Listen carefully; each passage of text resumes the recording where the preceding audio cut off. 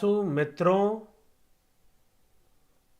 बहुत बहुत अभिनंदन है आपका हमारे इस चैनल दिव्य सृजन स्पिरिचुअल में और लाइव चर्चा के इस कार्यक्रम में। प्रत्येक दिवस रात्रि 9 बजे यह कार्यक्रम हम लेकर आते हैं और आज भी यह प्रारंभ हो चुका है। और जो मित्र पहले से प्रतीक्षारत हैं उन सब का बहुत अभिनंदन है। ज्योति दत्ता जी, आदि सिन्हा जी, राकेश पांडे जी, हैरी धीनसा जी, जगत नारायण जी, अवनी भट्टाचार्य जी, दिलीप खेर जी,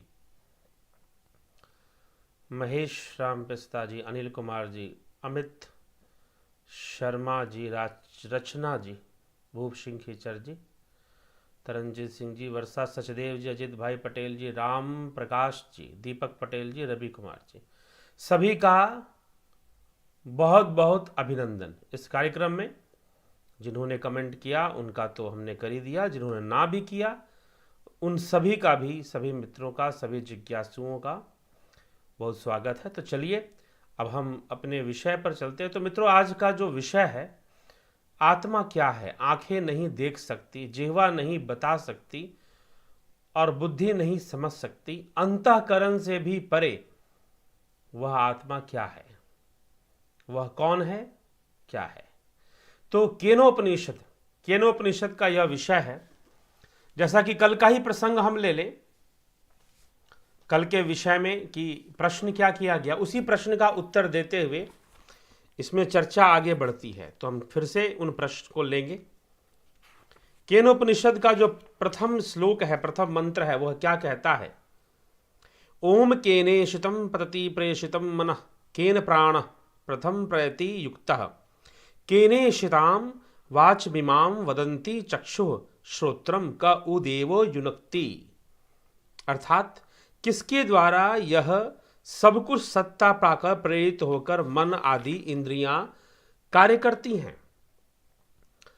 प्राणों को चलाने वाला प्राण कौन है, प्राण चलता है जिससे युक्त होकर किसके द्वारा क्रियाशील की जाती हैं। इस वाणी को जो लोग बोलते हैं वह किसकी प्रेरणा से कार्य करता है। वह प्रसिद्ध देव जो चक्षुओं से देखता है, कर्णों से सुनता है और इनको प्रेरणा देने वाला वह कौन है। तो उसका उत्तर देते हुए कहा गया, श्रोत्रस्य श्रोत्रम मनसो मनो यद्वाचो हवाचम स उ प्राणस्य प्राण चक्षुश्चक्षुरतिमुच्य धीरा प्रत्यास्मालोकाद मृता भवंती। अर्थात जो मन का मन है, अर्थात मन का भी कारण है, प्राणों का प्राण है, प्राणस्य प्राण, वाचस्य वाचम, जो वाक इंद्रियों का भी वाक है, श्रोत्रस्य श्रोत्रम, जो श्रोत्रस्य श्रोत्रम, श्रोत मतलब कान, जो कानों का भी कान है, श्रोतस्य श्रोत्रम, चक्षुष्य चक्षु, जो चक्षुओं के पीछे भी देखने वाला चक्षु है, चक्षुष्य चक्षु, सह वह वही है, धीर ज्ञानी जन जीवन मुक्त होकर इस लोक से जाने के बाद भी अमर हो जाते हैं, जो उसको जानते हैं, जो प्राणों का भी प्राण है, वाणी का भी वाणी है, श्रोत्रों का भी श्रोत्र है, चक्षु का भी चक्षु है, मन का भी मन है। अर्थात जिसके सकाश से प्राण भी चलायमान है, मन भी काम कर रहा है, इंद्रियां भी काम कर रही हैं, वाणी, श्रोत्र और चक्षु आदि जो इंद्रियां हैं वह भी कार्यरत हैं, जिससे प्रेरणा प्राप्त कर कर, जिसके सकाश से वह आत्मा, वह तो वही है। यहां पर आत्मा को सीधा नहीं लिखा गया, उसे कहा गया वही है, वही है, और वह मरकर भी नहीं मरने वाला है। प्रेत्य लोकात प्रेत्य अमृता, मृत्यु के अंतर में भी वह अमर है। अर्थात शरीर के मृत्यु होने पर उसकी हानि नहीं होती है, वह नष्ट नहीं होता, उसकी मृत्यु नहीं होती है। तो कुछ इस प्रकार की चर्चा यहां मिलती है।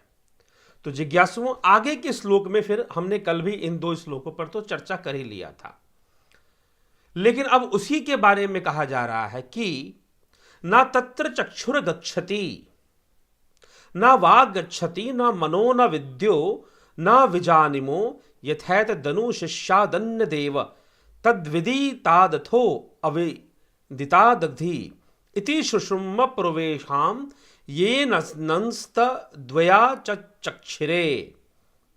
तत्र ना चक्षु वहां पहुंच सकती है, ना तत्र चक्षुर गच्छति, ना वाग गच्छति, नो मनो न विद्यो न विजानिमो, अर्थात कि वहां पर चक्षु नहीं पहुंच सकती है, अर्थात जो इन आंखों से नहीं देखा जा सकता, उस आत्मा को देखा नहीं जा सकता इन आंखों से।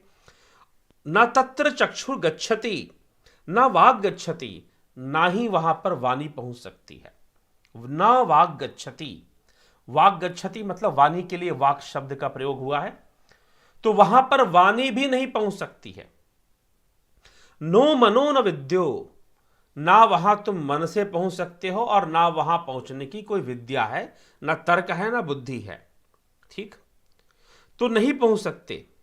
जिस प्रकार से एतत् अनुशिष्यात बतलाया जाए कि वह ऐसा है, न विद्या, इस बात को ना तो हम स्वयं अपनी बुद्धि से ही जानते हैं, वहां पर बुद्धि की समझ भी नहीं पहुंच सकती है। न विजानिम, न दूसरों से सुनकर ही जान सकते हैं, दूसरों से सुनकर भी हम इसको नहीं जान सकते, ठीक।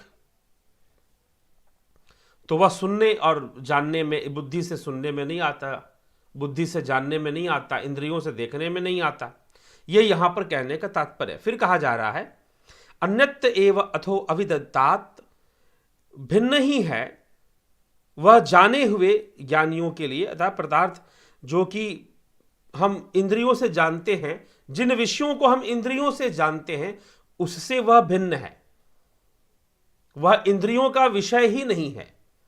इसलिए इंद्रिय विषयों से कभी तुलना भी नहीं करनी चाहिए। पहले भी मैं कहते आया हूं, जो लोग ये कहते हैं कि क्या मृत शरीर में भी आत्मा है और क्या सुअर के अंदर भी परमात्मा हो सकता है, अरे बताओ, इतनी गंदी चीज में जो कि मल खाता है, क्या उसमें भला परमात्मा का वास? नहीं नहीं, हमारा हृदय नहीं करता।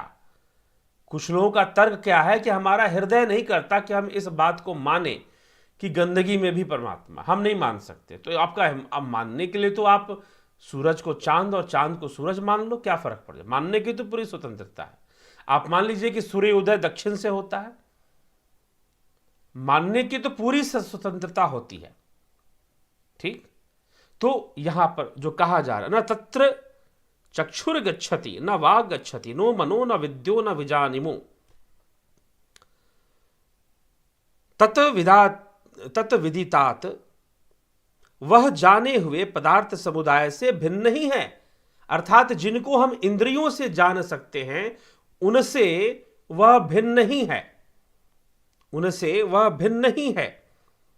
तो अन्यत भिन्न ही है और न जाने हुए से ऊपर है।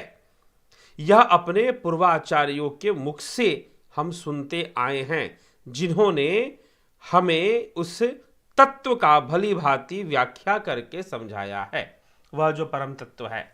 अब उस तत्व को बताया जा रहा है कि जिसको बुद्धि से नहीं जाना जा सकता। पूर्व आचार्यों ने भी ऐसा ही कहा है। जो इन प्राणों का प्रेरक है, जो प्राणों का भी प्राण है, मन का भी मन है, वाणी से का भी वाणी है, श्रोत्र का भी श्रोत्र है और चक्षु का भी चक्षु है, वह सबका प्रेरक, उसी के सकाश से संपूर्ण प्रकृति कार्यरत है। तो उसी को, उस तत्व को इस प्रकार से बुद्धि वहां नहीं पहुंच सकती, आंखों से नहीं देखा जा सकता। न तत्र चक्षुर गच्छति, न वाग गच्छति, नो मनो न विद्यो, उस तत्व को नहीं हम इस प्रकार से मन बुद्धि से नहीं जान सकते हैं। फिर अगले श्लोक में इसी की व्याख्या करते हुए और क्या लिखा जा रहा है, यद वाचान भयुदितम येन वाग भयुदत्ते तदेव ब्रह्म त्वम विधि नेदम यदितमुपासते। जो वाणी के द्वारा नहीं बतलाया गया, अपितु बल्कि जिससे वाणी बोली जाती है, जो वाणी के द्वारा बतलाना संभव नहीं है, परंतु उसी के द्वारा वाणी बोली जाती है, अर्थात जिसकी शक्ति से वक्ता बोलने में समर्थ होता है उसको तो वह ब्रह्म ही जान। यत वाणी के द्वारा बताने में आने वाला जिस तत्व की उपासना करते हैं यह ब्रह्म नहीं है, यह ब्रह्म नहीं है। जो विषय वाणी के द्वारा बताया जा रहा है वह ब्रह्म नहीं है। एक बार ठाकुर रामकृष्ण परमहंस से किसी ने पूछा कि महाराज ब्रह्म क्या है, ब्रह्म क्या है, परमात्मा क्या है, इस प्रकार से पूछा गया तो उन्होंने उत्तर देते हुए कहा कि नहीं बता सकते, क्योंकि झूठा हो जाएगा। और जो बात झूठी हो गई वह ब्रह्म नहीं हो सकती है। झूठी मतलब जो जिह्वा से बोली गई, जिस भी हम खाद्य पदार्थ को या वस्तु को जीभ से छू देते हैं हम उसे कहते हैं झूठा हो गया। तो जो भी हम ब्रह्म के बारे में बता रहे हैं सब झूठा है और ब्रह्म कभी झूठा नहीं हो सकता। यहां पर एक बात आप सोच सकते हैं कि भाई झूठा कहने से क्या तात्पर्य है। ऐसा नहीं कि यहां पर जिह्वा के स्पर्श की बात कही जा रही है, क्योंकि इंद्रियों से जो भी विषय आएगा वह सगुण विषय होगा, वह निर्गुण नहीं हो सकता कदापि। वह साकार विषय होगा, वह कदापि निराकार नहीं हो सकता। वह सर्वदा साकार विषय होगा और वह कदापि निराकार नहीं हो सकता, क्योंकि वह जिह्वा के द्वारा बोला जा रहा है, वह आपके विचारों में आ रहा है, वह आपकी भावनाओं में आ रहा है, तो वह त्रिगुणी माया के वशीभूत ही है। इसलिए जिह्वा से जो भी बोला जाएगा वह कृत्रिम होगा। कृत्रिम नाम कथे तेरी जिह्वा, ठीक है। जिह्वा से जो बोला जाता है वह तो, और जो असली में जो नाम है, जो अक्षर ब्रह्म है, जो अव्यक्त अक्षर है, वह तो परे है, जिह्वा के भी परे है, मन वाणी बुद्धि के परे है वो। तो वह आत्मा, तो इस मुख से जो ब्रह्म के बारे में बताया जा रहा है वह ब्रह्म नहीं है, वह मात्र ब्रह्म का संकेत मात्र है। जैसे कि अगर मार्ग में मील के पत्थर पर लिखा हुआ है कि दिल्ली 500 किलोमीटर, मान लीजिए लिखा हुआ है कानपुर में दिल्ली 500 किलोमीटर मील के पत्थर पे, तो वह मील का पत्थर दिल्ली नहीं है, वह मील का पत्थर दिल्ली नहीं है। उसको पकड़ के बैठ जाओगे तो दिल्ली नहीं हो जाएगा। इसीलिए ब्रह्म के विषय में जो कुछ भी बोला जा रहा है, जो कुछ भी बताया जा रहा है, वह ब्रह्म नहीं है। क्योंकि सत्य तो यह है कि उस ब्रह्म तक जो इंद्रियों का भी प्रेरक है, प्रकृति का भी प्रेरक है, जिसके सकाश से प्रकृति ने रचना की है, चराचर जगत की सृष्टि की है, वह सब के सब जो बुद्धि से भी परे है, मन से भी परे है।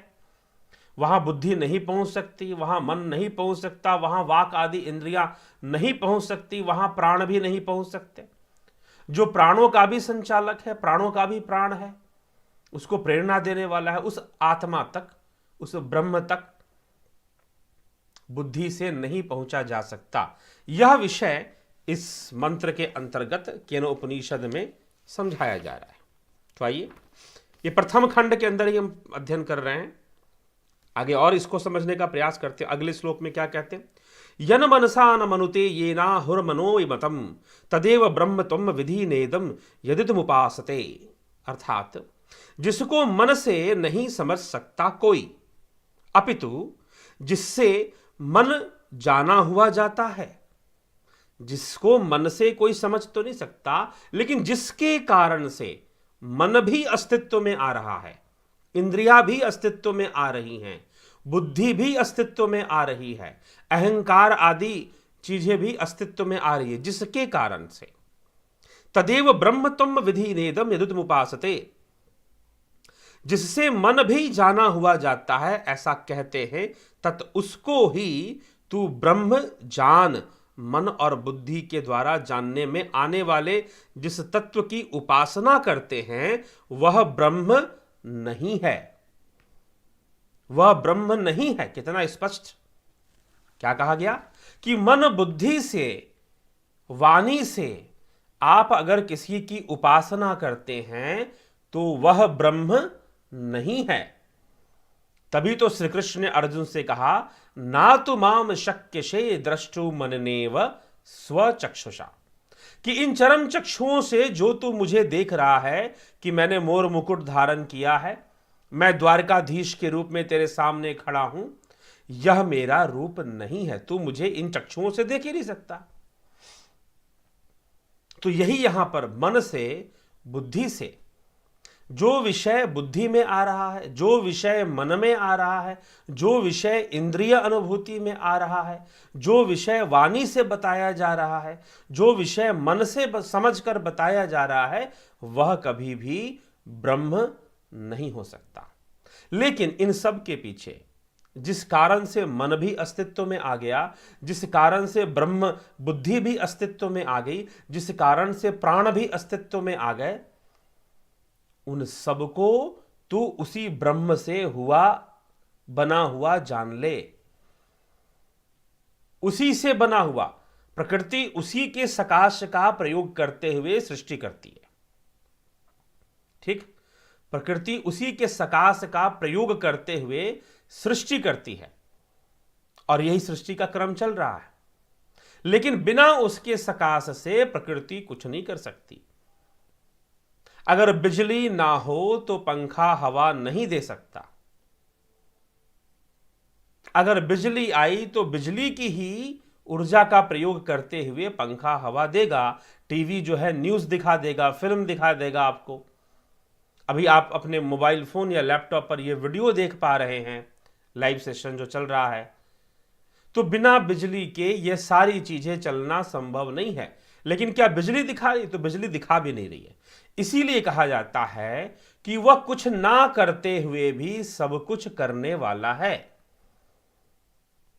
कुछ ना करते हुए भी सब कुछ करने वाला है, इसीलिए वह कर्ता पुरुष है। इसीलिए इस तरह से इन बातों को कहा जाता है, अर्थात कि वह नहीं कर रहा है, वह नहीं कर रहा है, फिर भी वो कर्ता पुरुष है। तो इसीलिए इस बात को हमें समझना है। तो मित्रों, आगे के श्लोक में इसी चर्चा को आगे बढ़ाते हुए फिर कहते हैं, यत् चक्षुषा न पश्यति येन चक्षुषी पश्यति, यत् चक्षुषा न पश्यति येन चक्षुषीं पश्यति तदेव ब्रह्म त्वं विधिनेदं यदुतमुपासते। जिसको चक्षु के द्वारा नहीं देखा जा सकता, जिससे चक्षु देख रहा है, लेकिन जो चक्षु अगर कार्यरत है तो जिसके सकाश से चक्षु कार्यरत है, चक्षु के द्वारा जिसको नहीं देखा जा सकता लेकिन जिससे चक्षु देख रहा है, देख पाता है, उसको ही तू ब्रह्मजान या चक्षुषा ना पश्यति येन चक्षुषी पश्यति। उसको ही तू ब्रह्मजान, चक्षु के द्वारा देखने में आने वाले जिस दृश्य वर्ग की उपासना करते हैं वह ब्रह्म नहीं है, वह ब्रह्म नहीं है। तो प्रथम खंड के अंदर, केनोपनिषद के प्रथम खंड में ब्रह्म को समझाने की प्रक्रिया चल रही है। ब्रह्म को समझाने की प्रक्रिया चल रही है। तो प्रश्न क्या है? प्रश्न क्या था? पहला ही श्लोक प्रश्न है। प्रश्न है कि प्राणों के पीछे, इन प्राणों को चलाने वाला कौन है? मन को चलाने वाला कौन? इंद्रियों को चलाने वाला कौन? इनका प्रेरक कौन है?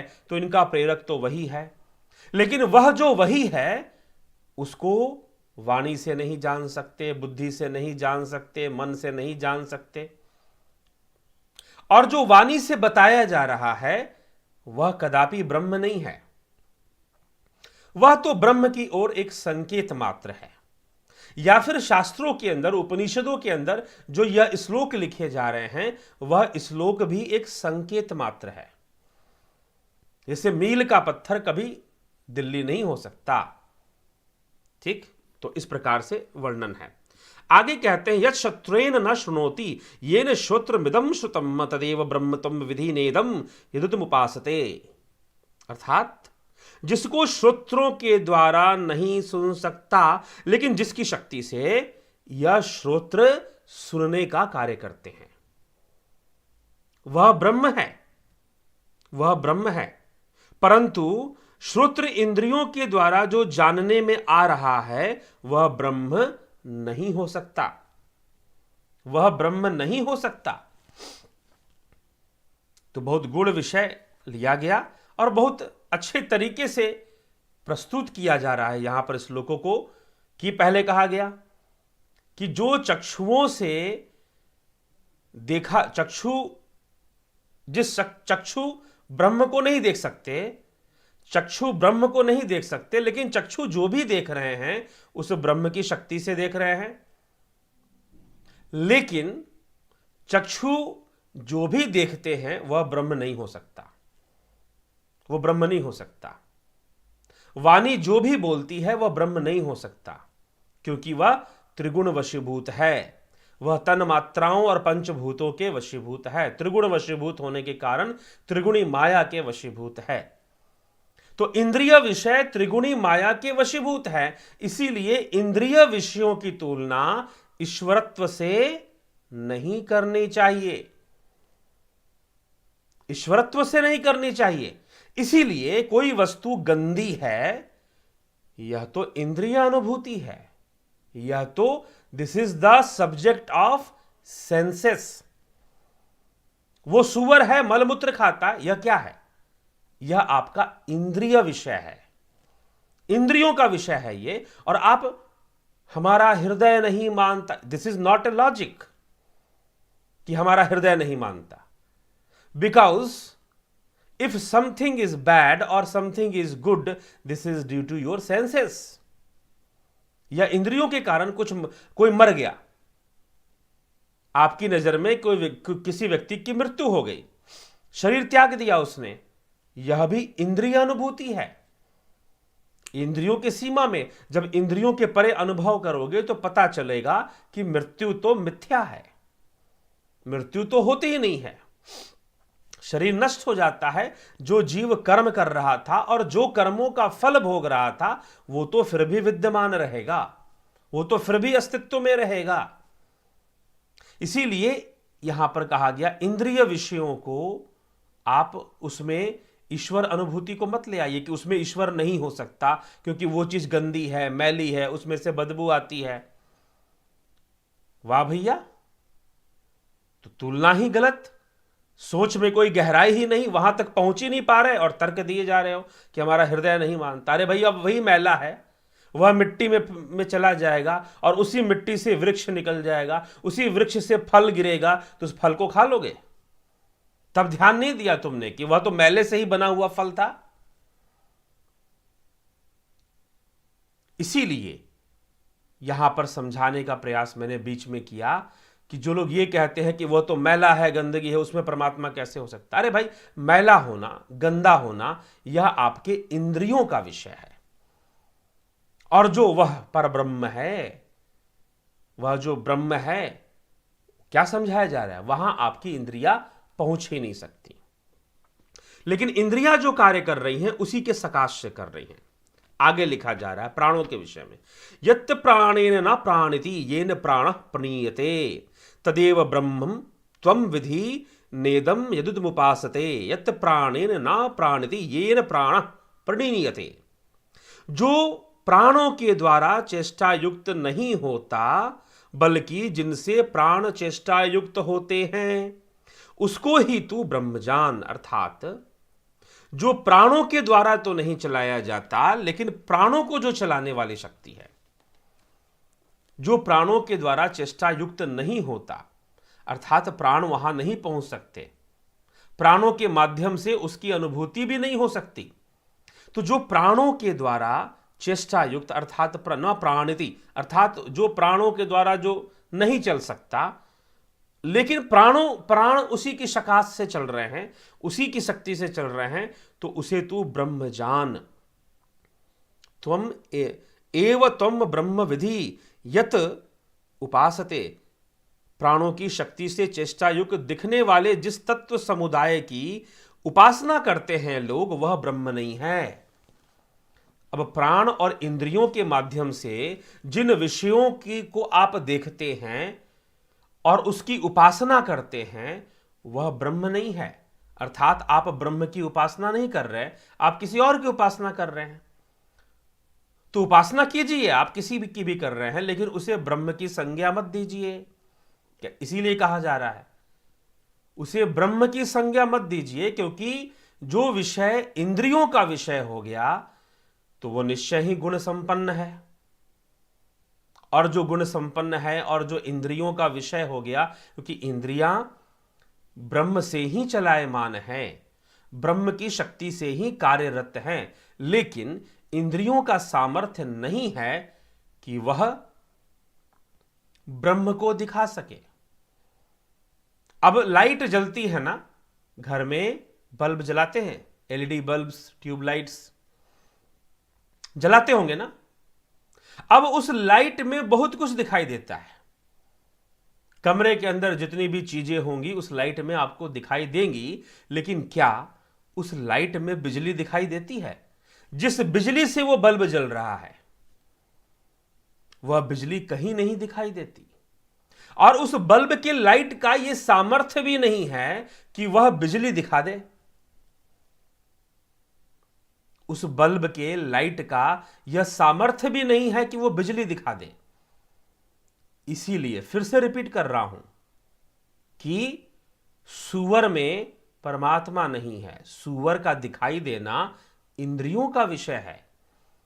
जैसे बल्ब से निकलने वाली लाइट बिजली को नहीं दिखा सकती है, वैसे ही इंद्रियों से निकलने वाला प्रकाश या इंद्रियां जिस प्रकाश से जगत को देख रही हैं, उसके माध्यम से आप उस परमात्मा को नहीं देख सकते, नहीं जान सकते। तो फिर सूअर में परमात्मा नहीं हो सकता, यह कहने की जरूरत ही क्यों पड़ी? क्योंकि तुम्हारी सोच और समझ और पहुंच और तर्क इंद्रियों तक सीमित है, इसलिए तुम वहीं तक सोच पा रहे हो। और आपने कह दिया कि हृदय नहीं मानता, तो भैया तुम्हारे हृदय क्यों मानेगा? यह हृदय का विषय ही नहीं है, तो मानेगा क्यों? वहां जब प्राण नहीं पहुंच रहे हैं, बुद्धि नहीं पहुंच रही है, तो तुम्हारा हृदय कहां से पहुंच जाएगा कि जो हृदय नहीं मानेगा बोल देते हो? वहां तुम्हारा हृदय कहां से पहुंच जाएगा? फिर वह भी तो नहीं पहुंचेगा। ठीक, तो मित्रों, यह विषय केनोपनिषद का प्रथम खंड पर हमने पूरी चर्चा की। यह प्रथम खंड के अंतर्गत 8 श्लोक हैं जिसमें यह पूरी चर्चा हमने आज की। और उस 8 श्लोकों में पहला श्लोक प्रश्न है, और उस प्रश्न में प्रश्न किया जा रहा है कि किसके द्वारा प्राण जो है चलते हैं। मन भी काम करता है, वाक और चक्षु और श्रोत्र काम करते हैं, किसके द्वारा? तो उत्तर दिया गया, श्रोत्रस्य श्रोत्रम मनसो मनो यद्वाचो हवाचम स उ प्राणस्य प्राणः, कि जो प्राणों का भी प्राण, मन का भी मन, वाक का भी वाक, श्रोत्र का भी श्रोत्र, वह वही एक शक्ति है, वह वही एक शक्ति है। वहां तक हमारे चक्षु नहीं पहुंच सकते, हमारी वाणी नहीं पहुंच सकती, मन नहीं पहुंच सकता, कोई विद्या भी नहीं पहुंच सकती। और जो मन, चक्षु और विद्याओं का जो विषय है वह सब के सब ब्रह्म नहीं है, ब्रह्म तो स्वयं उससे परे है। फिर कहा गया कि जो वाणी के द्वारा नहीं बतलाया जा सकता, लेकिन जिसके सकाश से वाणी कार्यरत है, वह वाणी के द्वारा बतलाया नहीं जा सकता, लेकिन जिसके सकाश से वाणी कार्यरत है उसे वाणी के द्वारा नहीं बतलाया जा सकता। और जो वाणी के द्वारा बतलाया जा रहा है वह ब्रह्म नहीं है। अगर तुम किसी ऐसे विषय की उपासना करते हो जो वाणी के द्वारा बतलाया जा रहा है, तो वह ब्रह्म नहीं है। हां, वाणी के द्वारा प्रेरणाएं दी जा सकती है, वाणी के द्वारा सूचनाएं दी जा सकती हैं, मोटिवेशंस दिए जा सकते हैं, वाणी के द्वारा प्रेरणाएं दी जा सकती हैं, लेकिन वह ब्रह्म नहीं है, वह एक प्रेरणा मात्र ही है। तो इसीलिए यहां पर कहा गया कि जो वाणी के द्वारा बताया जा रहा है आप उसी की उपासना में लगे तो वह ब्रह्म नहीं है। तो इसी प्रकार जो मन से भी परे है, यन मनसा न मनुते येनाहुर मनोमतम तदेव ब्रह्म तुम विधीनेदम विदुतमुपासते, जिसको मन से नहीं समझा जा सकता, लेकिन मन जितने भी विषयों को समझने का कार्य कर रहा है, मन इंद्रियों का राजा है, तो मन जितने भी विषयों को समझने का काम कर रहा है उसके सकाश से कर रहा है, उसी की शक्ति से कर रहा है, उसके सकाश से कर रहा है, उसकी शक्ति से कर रहा है मन ये सारे कार्य। ठीक, तो इसीलिए हम मन से उसको नहीं समझ सकते, और मन की समझ में जो विषय आ रहा है वो ब्रह्म नहीं हो सकता, ये यहां पर कह दिया गया। फिर छठे में यह चक्षुषा ना पश्यति येन चक्षुषी पश्यति तदेव ब्रह्म त्वं विधि नेदम यदुतमुपासते। अर्थात जहां चक्षु जिसे नहीं देख सकते, लेकिन चक्षु जो भी देख रहे हैं उसकी शक्ति से देख रहे हैं, उसके सकाश से देख रहे हैं, लेकिन चक्षु उसे कदापि देख नहीं सकते। लेकिन चक्षु जो भी देख रहे हैं ना, उनके द्वारा, चक्षुओं के द्वारा जो भी दृष्टिगोचर है वो उसी के सकाश से, उसी की शक्ति से, ठीक। लेकिन जो चक्षुओं का विषय बन गया वह ब्रह्म नहीं हो सकता, इस प्रकार से कहा गया। वैसे ही श्रोत्रों के लिए और फिर वैसे ही प्राणों के लिए, यत प्राणेन ना प्राणिति येन प्राणः प्रणीयते तदेव ब्रह्म त्वं विधि नेदम यदुतमुपासते। अर्थात जो प्राणों का विषय नहीं है, प्राणों के द्वारा संचालित होने वाली जो शरीर और इंद्रियां हैं उनका विषय नहीं है, लेकिन प्राण जो भी कर रहा है उसी के सकाश से कर रहा है, उसी के सकाश से कर रहा है। फिर वही श्लोक गीता के 9वें अध्याय का 10वां श्लोक क्या कहता है, कल भी हमने लिया था उसको, एक बार फिर उसी को लगता है। यह केन उपनिषद का जो प्रथम खंड है वह उस एक श्लोक के आशय को विस्तार से बता रहा है। कौन सा? जो श्रीमद् भगवद गीता में श्री कृष्ण भगवान कह रहे हैं 9वें अध्याय के अंदर, 9वें अध्याय में जो वह कह रहे हैं, क्या कह रहे हैं 10वें श्लोक के अंदर, मया अध्यक्षेण प्रकृति सूयते सचराचरम हेतु नानेन कौन्तेय जगद्वी परिवर्तते। मुझ अधिष्ठाता के सकाश से प्रकृति चराचर सहित सर्व जगत को रचने वाली है, रचती है, और इस हेतु से ही संसार चक्र घूम रहा है। तो यह जितना भी यह प्रकृति का विषय बन जाता है वह इंद्रियों के द्वारा, इंद्रियां उसी से कार्यरत हैं, उसी के सकाश से कार्यरत है, बिल्कुल वैसे ही। इसलिए मैंने एक सिंपल सा एक उदाहरण आपको दिया, वह बस उदाहरण मात्र ही समझे उसको थोड़ी सी, क्योंकि कह दिया गया ना कि जो बुद्धि से भी समझ में आ रहा है वो ब्रह्म नहीं है। हां, एक संकेत है, एक इशारा जरूर है, एक डायरेक्शन जरूर है, एक मील का पत्थर जरूर है। यह वाणी और यह श्लोक किसका काम कर रहे हैं? मील के पत्थर का काम कर रहे हैं, कि जिसके ऊपर लिखा हुआ है कि फलानी जगह इतनी दूर है, फलानी जगह इतनी दूर है, ठीक। तो यही बात श्रीमद् भगवद गीता के इस विषय को यहां पर लिया गया है। और लिया क्या? उपनिषदों की रचना पहले हुई, पहले मानी गई है गीता से, तो इसीलिए उपनिषद, क्योंकि वेदों के विस्तार में ही उपनिषद आ जाते हैं, और गीता में जब वेदों की चर्चा हो रही है, सांख्य की चर्चा हो रही है, इसका तात्पर्य उसी से प्रमाणित होता है कि उपनिषद गीता से पहले आए होंगे। तो विस्तार से 8 श्लोकों में इस विषय को समझाने का प्रयास किया गया, ठीक है, कि यह प्राणों का भी प्राण कौन है, मन का भी मन कौन है, और उससे दूसरे कई विषय भी अपने आप स्पष्ट हो जा रहे हैं, ठीक है जिज्ञासुओं। तो आज गोपाल शर्मा जी, बहुत बहुत आपके इस सहयोग के लिए, अनुदान के लिए जो आपने सहयोग किया है उसके लिए बहुत बहुत आभार। तो चलिए मित्रों, आगे हम आपके कमेंट्स ले लेते हैं। तो प्रथम खंड आज खत्म हुआ, केन उपनिषद का प्रथम खंड आज समाप्त हुआ, और कल से हम द्वितीय खंड पर चलेंगे। चार खंड हैं, केन उपनिषद के 4 खंड हैं। कल से हम द्वितीय खंड पर चर्चा शुरू कर देंगे केन उपनिषद के। तो ये प्रथम खंड आज समाप्त हुआ। तो जो लोग पहले से जुड़े हैं उन सबका देख लेते हैं क्या कमेंट कर रहे हैं। आप लोग के कमेंट पर भी चर्चा करना बाकी है। तो ओम नमः शिवाय, जय सिया राम, जय श्री कृष्ण, जय जी। जीवित ही मृत्यु को देख सकता है, मृत जीवित को कभी देख या समझ नहीं सकता है।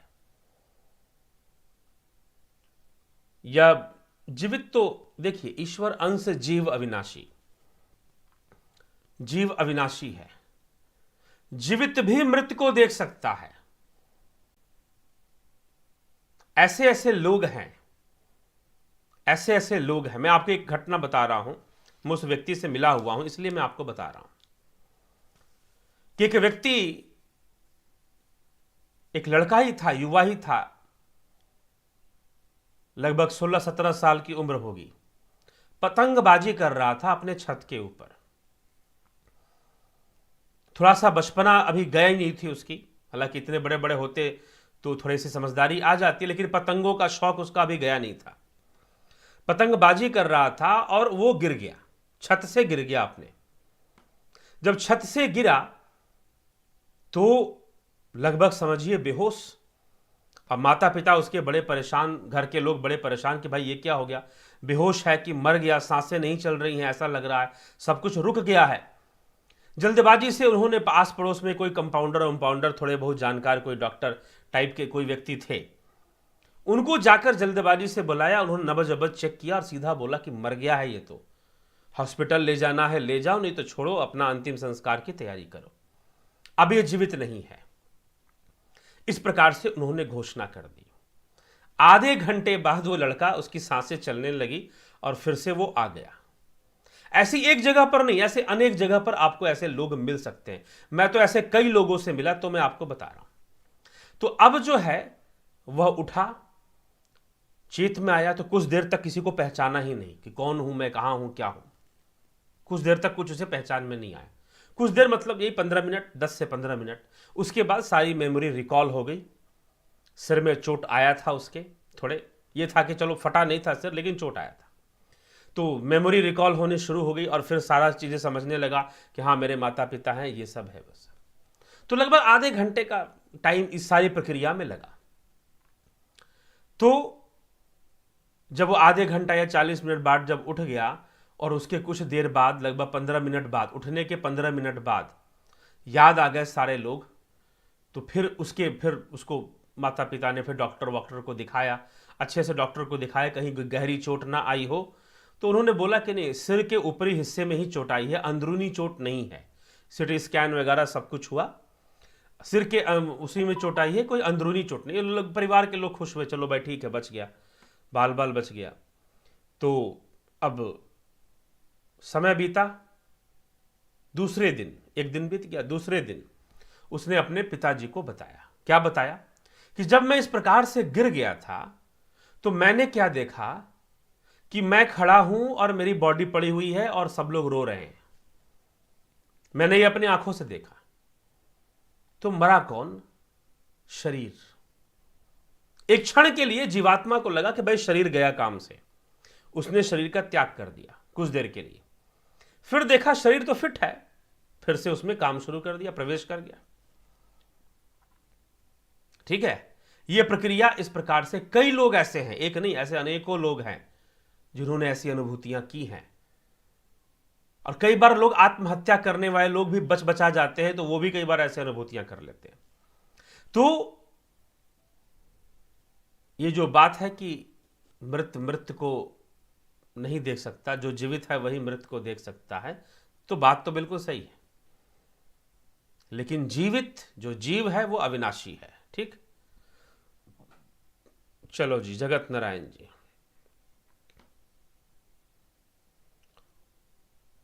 आगे बढ़े आपके प्रश्नों पर। दीपक जी, क्या ब्रह्म मूर्तिमान हो सकता है? क्योंकि गीता में श्री कृष्ण भगवान ने अर्जुन को बताया कि ऐसा ब्रह्मी स्थिति प्राप्त, मतलब किसी और की तरफ इशारा किया है क्या? ब्रह्म उसको कहते हैं? जी नहीं, ब्रह्म किसी व्यक्ति को नहीं कहते। ठीक, हां, योग सिद्धि संपन्न योगी हो सकते हैं, अवतारी पुरुष या योगी जिनको हम कहते हैं, जो जीवन मुक्त हैं, वह अपनी इच्छा से शरीर धारण कर सकते हैं, उन्हीं को आप अवतारी कहते हैं, वही सिद्ध हैं, जन्म सिद्ध हुआ करते हैं, जैसे श्री कृष्ण थे। तो इसी प्रकार से ऐसे कई योगी जो जन्म सिद्ध हुआ करते हैं, तो वो सब जानते हैं, उनके जितने भी जन्म पीछे हो सके उस सबका ज्ञान उनको होता है। तो ब्राह्मी स्थिति एक योगी की स्थिति है, जहां पर वो ब्रह्म का साक्षात्कार करता है प्रतिबिंबित रूप में, फिर वह ब्रह्म में लीन होता है, वह कैवल्य में जाकर होता है, वह समाधि, पूर्ण समाधि में जाकर होता है। ठीक, हेमराज भूषाल जी, नमस्कार गुरु जी फ्रॉम नेपाल, अभिनंदन है आपका नेपाल से। राम निवास मीना जी, सादर जी, हाँ।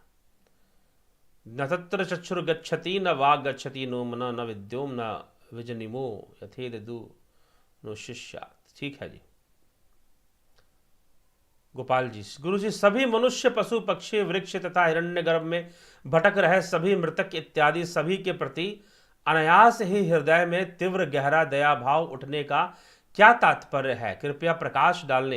यह तीव्र भाव उठने का तात्पर्य है कि सबके कल्याण की इच्छा प्रकट होना। यह तभी संभव है जब व्यक्ति कल्याण का सही अर्थ समझता है, ब्रह्मलीन होने का सही अर्थ समझता है, उस परमानंद की एक बूंद उसे मिल गई है, उसने स्वाद चख लिया है, तभी वह सच्चे हृदय से सबके कल्याण की प्रार्थना कर सकता है। ठीक। वसुदेव सर्वम शरीर सर्व संस्थान गुरु जी से संबंध, वो गुरु नहीं होकर उन्हें शास्त्र ध्यान साधन अनुभव के शब्द गुरु हैं। शब्द गुरु जी को प्रणाम। जी हाँ, शब्द गुरु भी गुरु है। वो शक्ति का, दिलीप खेर जी, वो शक्ति का फॉर्म कैसा है? वेव फॉर्म है या इलेक्ट्रिकल सिग्नल फॉर्म है या अन्यत्र है?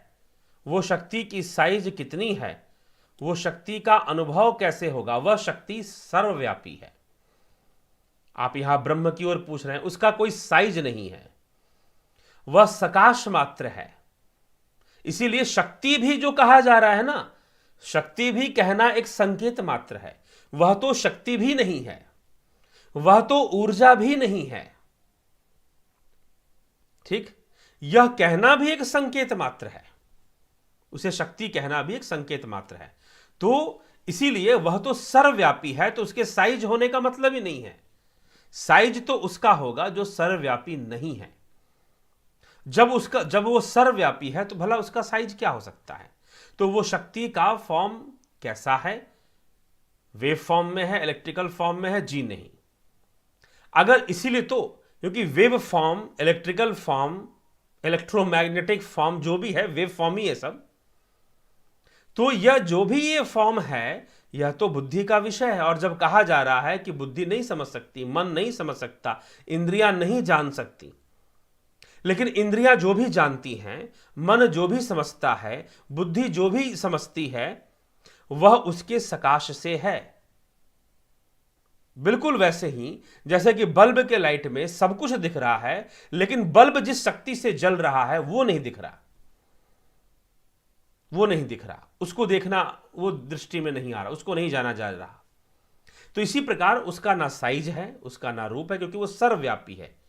जो सर्वव्यापी है या सर्वत्र ही है, सर्व खलम इदम ब्रह्म जो कहा जाता है, तो खलु इदम ब्रह्म, क्या इसका अर्थ क्या है? कि वह सर्वत्र ही है, तो उसका साइज नहीं हो सकता ना, उसका वेव फॉर्म भी नहीं हो सकता। ठीक। तो इस प्रकार से इसको समझे। उसे हम कैसे जान सकते हैं? निरोध से, निराकरण से, निवारण से, इन मन बुद्धि इंद्रियों के परे जाकर। और परे कैसे जाएंगे? ध्यान योग से। ध्यान योग से परे जाकर उस तत्व तक हम पहुंच पाएंगे। उसे हम तत्व भी नहीं कह सकते, तत्व कहना भी एक संकेत मात्र है।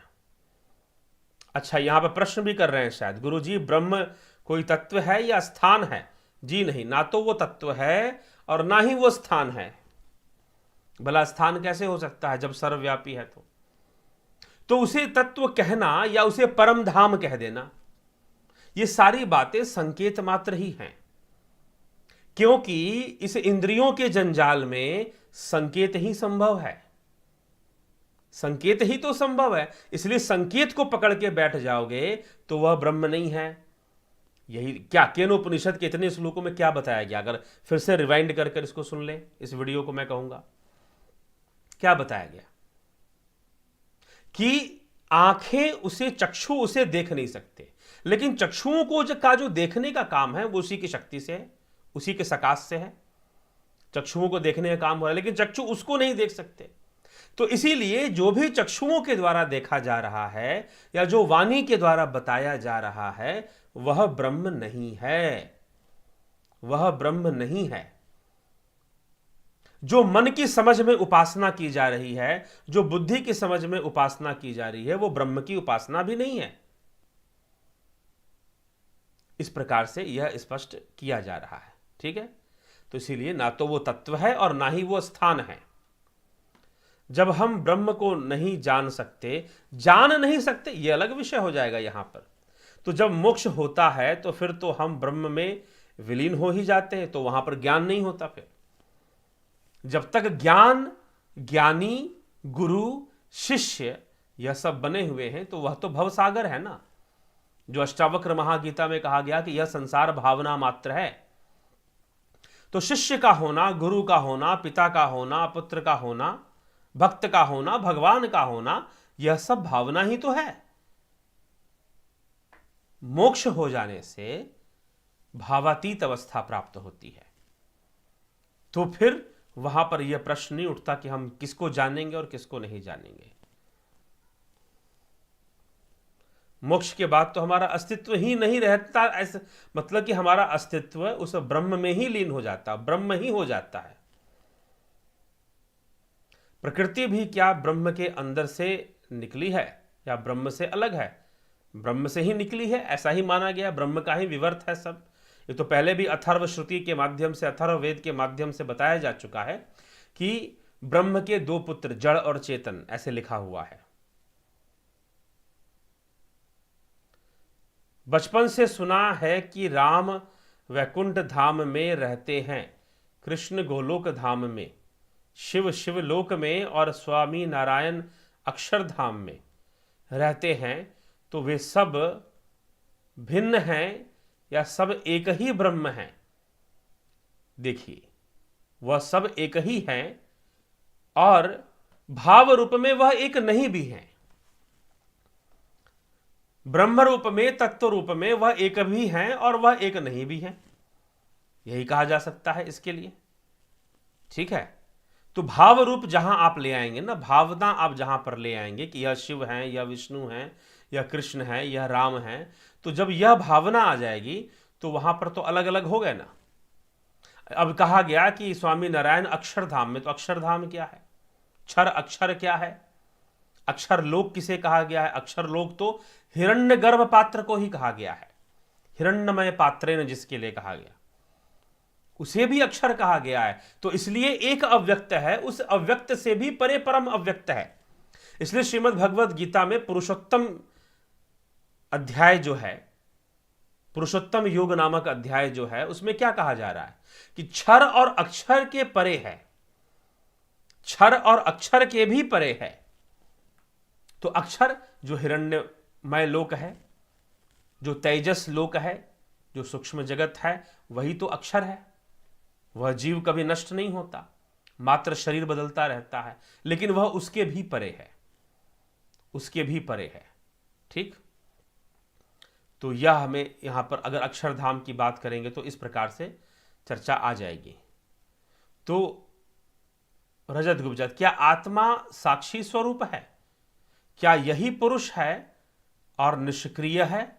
आत्मा को कैसे प्राप्त किया जा सकता है? योग से, योग से प्राप्त किया जा सकता है, निधिध्यासन से, निरोधात्मक क्रिया से प्राप्त किया जा सकता है। ठीक है, तो जब सभी आवरणों का निरोध हो जाएगा तो मात्र वह आत्मा ही रहेगा। ठीक है, गोपाल शर्मा जी, गुरुजी आपने मुझे इतना दिया है जिसका कोई मूल्य नहीं है, मैं तो आपके सामने सुदामा हूं। अरे सुदामा होना तो बहुत बड़ी बात होती है भाई। सुदामा तो असाधारण थे, असाधारण। ठीक है, कैसे असाधारण थे सुदामा? क्योंकि सुदामा आत्मस्थित थे, स्थित प्रज्ञ थे। वो, उनके जीवन में कहीं कोई दुख नहीं था और वह कृष्ण से कुछ मांगने भी नहीं गए थे।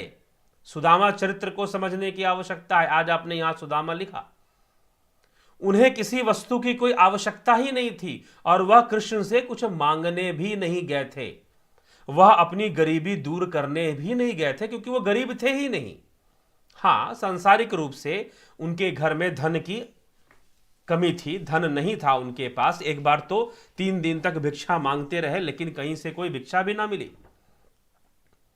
और फिर जब घर वापस आए, पत्नी से कहा कि भाई चलो भोजन बनाओ। तो पत्नी ने कहा कि भाई नहीं, भोजन तो, अन्न तो है ही नहीं, चावल भी नहीं है। तो उन्होंने कहा कि भोग लगाने के लिए तो होगा, भगवान मुझे इतना गरीब नहीं बना सकते। तो पत्नी ने हांडी में देखा, कुछ नहीं था, एक चावल का दाना निकला। उस एक चावल के दाने का 2 टुकड़ा कर कर आधा चढ़ा दिया प्रभु को और आधे से कहा कि इसी से आज संतोष करो। पूरे परिवार को बोल दिया। और जब पत्नी तो यही कहती थी कि जाओ कृष्ण से मांग के लाओ, तुम्हारे बचपन के मित्र हैं, उनके संग रहते थे, एक साथ रहे हो, मांग के लाओ। लेकिन सुदामा ने ठाना कि मुझे कुछ चाहिए नहीं तो मैं मांगने क्यों जाऊंगा। तो सुदामा कभी मांगने भी, इसलिए सुदामा चरित्र तो भाई वह तो एक ज्ञानी व्यक्ति का चरित्र है, जो कि इतनी दरिद्रता होने पर भी अपनी हृदय की अखंडता को खंडित होने नहीं देता, हृदय की अखंडता को खंडित नहीं होने देता। तो एक स्थित प्रज्ञ और आत्म स्थित योगी का नाम सुदामा था। ठीक। और जब वो गए तो कृष्ण को भी उनके चरण धोने पड़े, कृष्ण को उनके चरण धोने पड़े। इसलिए कई बार लोग कह देते हैं ना कि सुदामा मांगने गए थे। सुदामा मांगने गए ही नहीं थे। हाँ, सुदामा कुछ वापस करने जरूर गए थे। पहले का जो कुछ लिया हुआ था वो वापस करने गए थे, नहीं तो वो अपने हृदय से कहीं भी गरीब नहीं थे। वो गरीबी दूर करवाने नहीं गए थे और अंत तक कुछ मांगा भी नहीं कृष्ण से, क्योंकि मांगने गए ही नहीं थे। पत्नी ने भले भेजा हो, कहा हो कि हाँ मांग लेना, लेकिन वो मांगने के उद्देश्य से कृष्ण के पास नहीं गए थे, क्योंकि आत्मज्ञानी थे, आत्मज्ञानी थे। इसीलिए वो ये सुदामा का चरित्र है। क्या मोक्ष के बाद कारण और सूक्ष्म शरीर नहीं रहता है?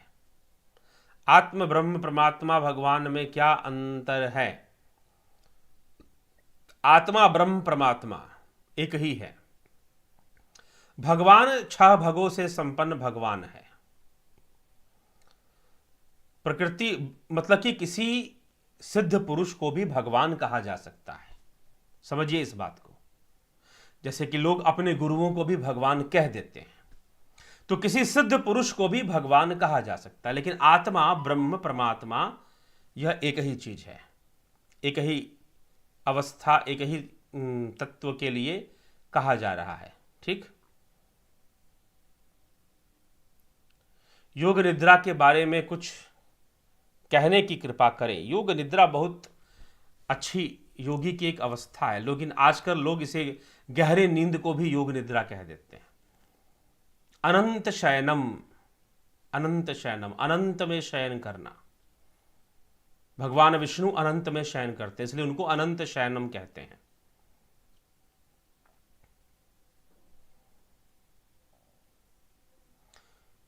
ठीक।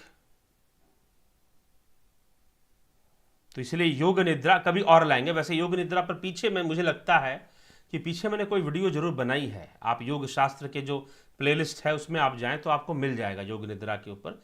लेकिन आजकल जो एक्सरसाइज करने वाला जो योग निद्रा है ना, वह योग निद्रा नहीं है। वह तो सिंपल एक साइकोलॉजिकल एक्सरसाइज है जिससे कि आदमी गहरी नींद में चला जाता है। लेकिन योग निद्रा सचेत निद्रा है। सचेत अवस्था में हिरण्य गर्भ में भ्रमण करना। भगवान विष्णु अनंत शयनम है, अनंत में शयन करते हैं, तो वह योग निद्रा है। ठीक। सचेत निद्रा में भी सचेत रहना, वह योग निद्रा कहलाएगी। तो अब सचेत रहना मतलब कि लेटे हुए भी जागते रहना, क्योंकि अभी यह विषय जब तक ध्यान नहीं करोगे यह विषय नहीं स्पष्ट हो सकता कि निद्रा में भला कोई सचेत कैसे रहेगा। ठीक। साक्षी कैसे रहेगा, साक्षी भाव में रहना। तो चलिए, क्या सूक्ष्म शरीर नष्ट होने पर मोक्ष होता है? लय होने पर। सूक्ष्म शरीर को नष्ट होना शब्द प्रयोग नहीं होता, उसके लिए लय होना। नष्ट होना सिर्फ शरीर, स्थूल शरीर के लिए होता है। बिल्कुल, उसके लय होने पर मोक्ष होगा। गुरुजी, अक्सर और अवसर, अक्सर और ब्रह्म, अवसर और ब्रह्म एक ही है? अक्सर क्या होता है भैया? अक्षर। अच्छा, अक्षर और ब्रह्म। तो अक्षर अव्यक्त अक्षर ब्रह्म है, ये कह सकते हैं। अव्यक्त अक्षर, लेकिन अव्यक्त लोक में भी 2 लोक अव्यक्त हैं। भगवान कृष्ण ने अष्टम अध्याय में श्रीमद् भगवद गीता में इसकी चर्चा करते हुए कहा कि एक हिरण्य गर्भ लोक जो है, जो ब्रह्मा का सृष्टि, जहां पर सूक्ष्म सृष्टि होती है, वह लोक भी अव्यक्त है और उससे परे भी एक परम अव्यक्त है। इसीलिए क्षर और अक्षर से परे ब्रह्म है, ऐसा कहा गया है। रुज पृथ्वी जल अग्नि वायु की उत्पत्ति का उद्गम स्थान भी हिरण्यगर्भ है। जी हां, प्रकृति के विकास क्रम में आता है ये। तो सूक्ष्म से स्थूल पंचीकरण के सिद्धांत से, वेदांत दर्शन पंचीकरण सिद्धांत से इसकी सृष्टि होती है।